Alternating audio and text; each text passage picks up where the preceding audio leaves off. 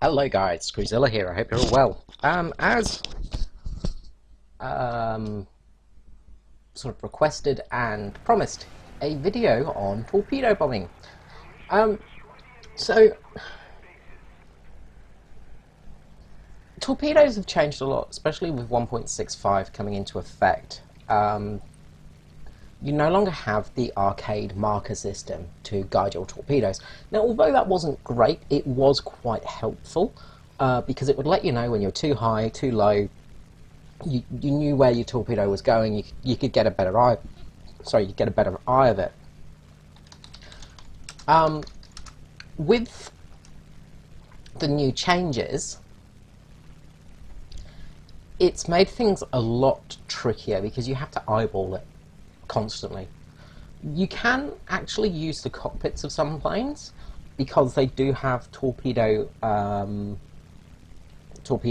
sights to them, but it does mean flying in cockpit mode, which some people find very hard to do. Also, at low altitudes, it's quite tricky because it's very easy to make a mistake. The best way to do it now is to get close and fast to your enemy. So I'm in the B7A2 I'm gonna butcher this, Ryusi. I've probably offended lots of people there and I apologise. So I've been using this plane a lot for torpedo physics because the Japanese have some of the best torpedoes. Japan and America have the best torpedoes in game, in my opinion. Also some of the best torpedo planes. So what I've been finding is go fast and hard at the beginning of the game. Go for cruisers, especially on Japan, this map here. If you take out these three cruisers, it means your team's going to have a much better chance. Now, we're just going to pause there for a second, just to show you what I did. Now, I've dropped my torpedo, as you see, coming into the attack run. Now, with this positioning, just switch to free camera, I've got my line up on the ship's bow. Sorry, I suck with the free camera view. So I've got my torpedo line on the bow of the ship, kept quite flat. As soon as I released, I got the hell out of dodge. You want to release around about 60 meters, 70 meters from the ship. Gives you the best chance of a torpedo hitting. Now we're going to go into a slow motion mode now. So torpedo hits, loses a lot of speed once it goes into the water. But because we've aimed at the bow of the ship, we've got enough speed for it to actually go into the ship. Now we'll spin around here and just look at the plane quickly. I'm pretty much already out of the combat zone. I'm getting the hell out of there because the AAA on these things will rip you apart. This is why I say come in fast and low, because you've got a better chance of not being ripped apart by AAA. So let's go to 67 speed. Torpedo's going along, travelling about 45-50 kilometers per hour, which means it's about the same speed as the ship, which is a little bit frustrating sometimes. So you need to work out where positioning is. Now, torpedo is going to hit the bow of the ship, which is a really good positioning. A thinner part of the ship's armour generally. War Thunder doesn't really have the ships set up to be modulated yet by the looks of things. Generally, this section here is called a citadel. If you play World of Warships, you'll understand this. This is where the smokestack furnaces are housed, things like that. All the ammunition is stacked sort of in this area here, generally in this vicinity. You want to hit that position. It is the most heavily armoured though.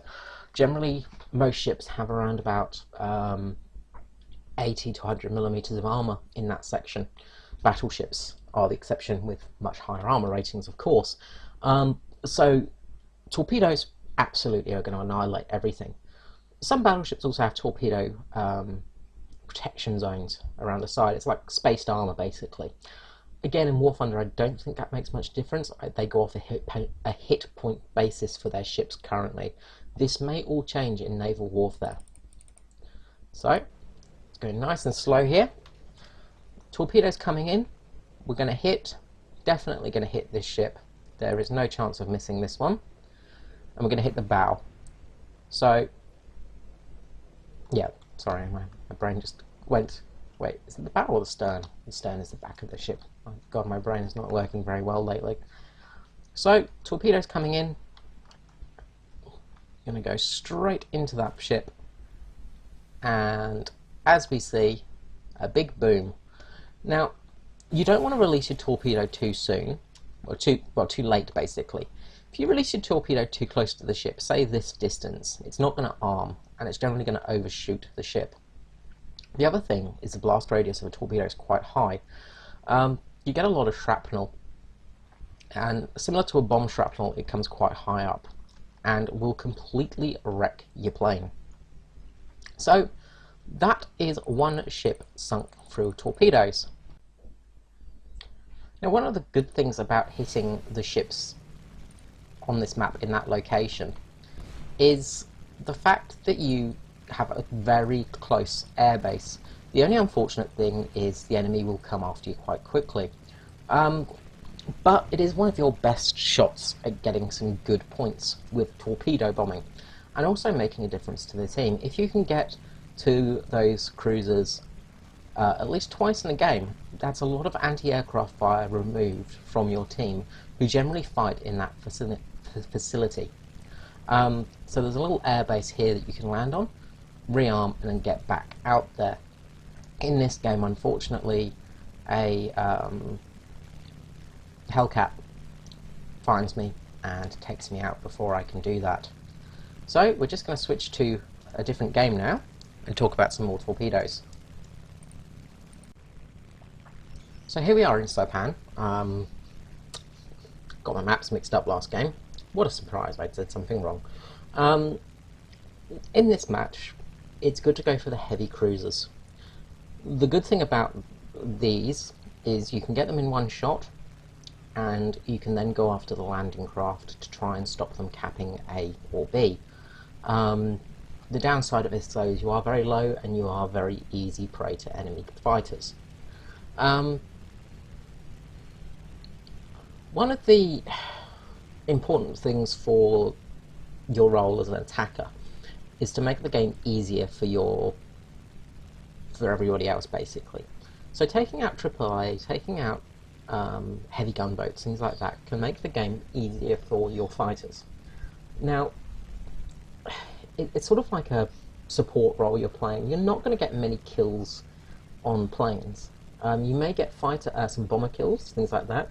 The 20mm cannons on this plane are pretty powerful and can cause some serious damage.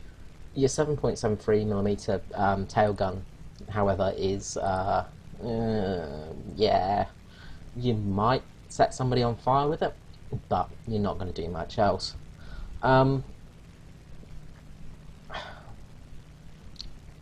Sorry, it's 13.2mm. Sorry. Well, again, you're still not going to do too much with it. It's not the best defense gun in the world, but you've got a chance of getting something. So right here, we're coming up on the ship to the front again, the bow of the ship. Now, in this attack run, I'm going a slightly different angle. So, as you see, I'm coming into the bow of the ship. Now, this means that I've got a longer target. So I'm going to turn into the ship slightly before I launch my torpedo. So let's switch to player view, slow it down a little bit. I turn my plane to the right, and I want to position my wings so I'm just angled at this sort of position. Even at a short distance like this, your torpedo can still miss if you don't get it right, basically. You need to get some lead on the ship. So, torpedo is out now. As you see, I've launched it with a tiny bit of lead on the ship. You can see here the sort of angle which the lead is at. kept this plane flat, and I'm now doing the hard bank turn to get out of the way. So we'll zoom out and just show you that bank turn quickly in slow motion. So as you see, I'm showing a broadside of my plane to the enemy ship, but I've got a fair amount of durability in this plane, so I can take a little bit of anti-aircraft fire. Torpedo is in the water. Now, as you'll see, the ship's steaming ahead, and again, we're going to get the bow of the ship dead on with our torpedo. This is a very close hit, so it was very close to missing. As you can see, we sort of timed it just right. This is a really hard part about torpedoing now, is you have to be really precise, and you've got to sort of try and guesstimate a little bit. I would suggest attacking your ships at this angle, because it gives you a much larger surface for attack. Although I launched my torpedo quite straight, if you launch your torpedo at this angle here towards the ship, and launch it sort of slightly this direction from about this distance, you're pretty much always going to hit. Even though it might be a strafing hit on the side of the ship, it's still going to sink it, or should sink it, I should say. So torpedo straight into the bow, and we have a dead heavy cruiser. So on my way back here, we go after the landing craft with the 20mm cannons, and try and help the team out by basically not letting them cap the zone. Unfortunately, a Spitfire swooped down on me, and that was the end of my game. So let's just switch to another plane quickly.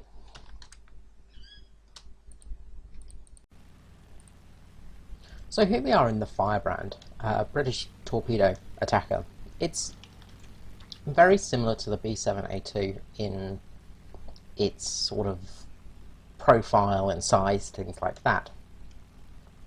The main difference is you have 4 20mm Hispanos on it instead of 2. So you've got a bit more firepower in that respect, but it is a bit of a sluggish plane, and it's a very easy target. The other thing is British torpedoes are pretty well, they're hard to use. So we're going to go down and go for one of those destroyer escorts. So we're flying at altitude. Now I'm doing this in a test battle just because it's a little bit easier than doing it in a realistic battle, getting the crap shot out of me, things like that. So we go into a steep dive here. Now I'm going to pop our air brakes on, pull up, and we need it to lose a lot of speed. So we're actually going to turn away from our targets, and then we're going to bank into our targets, just really to scrub off as much speed as possible. You need to be going about 170 miles per hour to launch your torpedo, which is the big flaw in this torpedo. So we're going to be missing that first destroyer most likely, although we might be okay. So torpedo out, air brakes up, and torpedo's going to go into the side like so.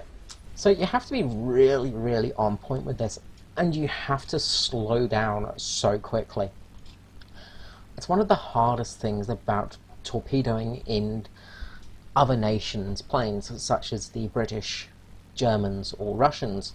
The Americans do have this problem with some of their torpedoes, but not all of them. Another option for torpedoing, though, is actually going into the stern of the ship. So we're going to come around for a second attack here.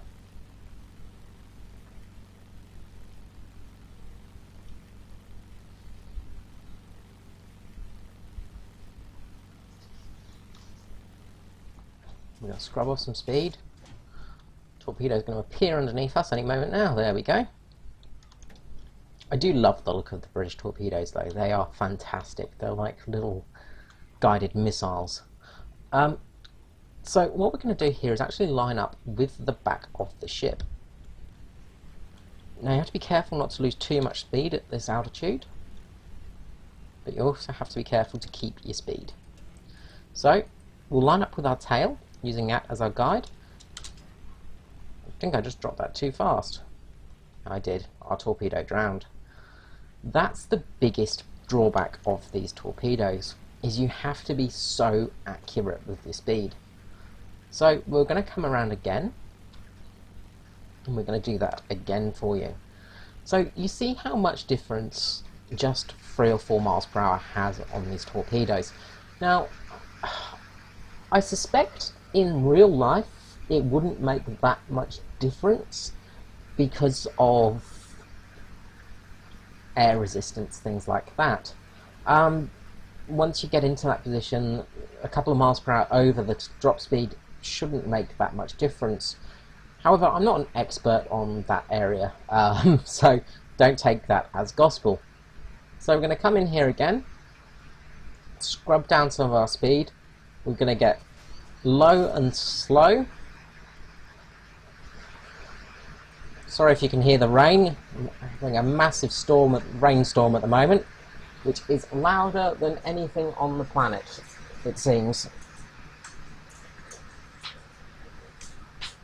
So we're going to come in here, line up with our tail, and drop. Away she goes. Now this is going to go through the wake, and hopefully, once it catches up, into the back of the ship. Now, the one drawback of this is your torpedoes are a bit faster than the ships they're attacking. So as you can see, the torpedo's off just slightly to the left, but if the ship does any small movements, it's going to hit. There we go. It's a very tricky one to do, that one, and it's very frustrating because it takes a long time for the torpedo to hit, because the ships are moving at a speed basically about 5 knots slower than your torpedo goes. So the torpedo's just basically catching up on them very, very slowly. You have to be very careful with that as well, and do it at a close range, because otherwise your torpedoes will run out of energy. So you need to be within about 500 meters, 400 meters to make this attack run type. So we'll come around again for this aircraft carrier. Now we're going to come in at a different angle here, the one I explained earlier. So I'm going to aim towards the front of the ship, extend my air brakes now, drop some speed, and we're going to fire our torpedo now. So we're almost sort of parallel with the ship at that stage, but the torpedo is going to come in, and hopefully it should hit the ship just at the side. Now, as I said, this again is a very tricky attack, because you have to be pretty much spot on with the torpedo, and again, because the ship is moving, it might well move out of position. So we're very close now, and we've just missed the stern. We just hit it. There we go. We just got that hit. And it's very hard to do that. However, from the front, it becomes a little bit easier. Because the ship's not moving away from you and it's moving towards a torpedo, you actually have a little bit of an easier time. Now, attacking things head-on is never a good idea. But when you're torpedoing in this game, it can be your only option. Now with that, you have to actually aim a little bit differently.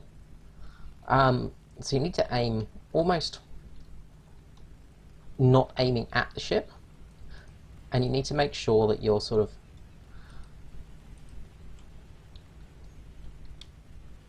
almost in front of the ship before you launch. So we're going to drop our torpedo here and just show you what happens. So torpedo in the water, and we're going to get a nice hit on the side of the ship here. So, as you see, it is very, very tricky, and you've got to really drop the torpedo at the right time, otherwise you're going to miss, and it's so frustrating to miss by a couple of millimeters, a couple of inches.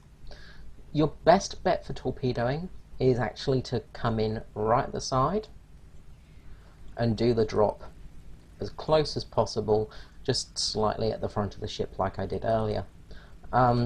It's your best chance of actually hitting the enemy ship.